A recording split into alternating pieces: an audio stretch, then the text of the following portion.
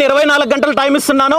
జగన్మోహన్ రెడ్డి గారు నిజంగా అవినీతి చేయనట్టయితే 24 గంటల్లో అక్కడ ఎక్కడైనా అతనికి నచ్చిన చర్చి ముందుకొచ్చి అతనికి మనస్ఫూర్తిగా నమ్మే యేసుక్రీస్తు మీద ప్రమాణం చేసి నేను ప్రశ్నించాలనుకుంటే ప్రతి ఒక్కరిని ప్రశ్నించాలి, పేరు పేరున ప్రశ్నించాలి. ఒక వ్యక్తిగతంగా నువ్వు ప్రశ్నిస్తున్నావంటే నీ రాజకీయ స్వలాభం కోసం ప్రశ్నిస్తున్నావు, లేదంటే నువ్వు ఒక రాజకీయంగా బలపడడం కోసం మాట్లాడుతున్నావు. అంతేగాని ఆయన రాజకీయ నాయకులు ఎవడు ఎంత అవినీతి చేశాడని దాని గురించి వెలుగులోకి తీసుకురావాలి, లేదంటే ఎవడు ఎంత అవినీతి చేశాడు, ఎలా చేశాడనేసి ప్రజలకి మధ్యలో అవగాహన తీసుకురావాలి. అంతేగాని నీ రాజకీయ స్వలాభాల కోసం ప్రశ్నిస్తాను వెనకల ఉన్న జనాల్ని మాత్రం నీ నాయకుడు అయిపోయి నేను కూడా అధికారం రావాలని చూడడం మాత్రం ఇది చాలా తప్పు. అయినా రాజకీయ నాయకులు వచ్చిన అప్పటి నుంచి కోట్లు ఎలా సంపాదించుకోవాలి, ఆ ఉన్న కోట్లను ఎలా కాపాడుకోవాలి, లేదంటే ఆ ఉన్న కోట్లో ఇంకొన్ని కోట్లు ఎలా సంపాదించుకోవాలి దాని గురించి వచ్చేవాడే కానీ ప్రజలకి సేవ చేసేవాడు ఇంతవరకు వచ్చిందే లేదు.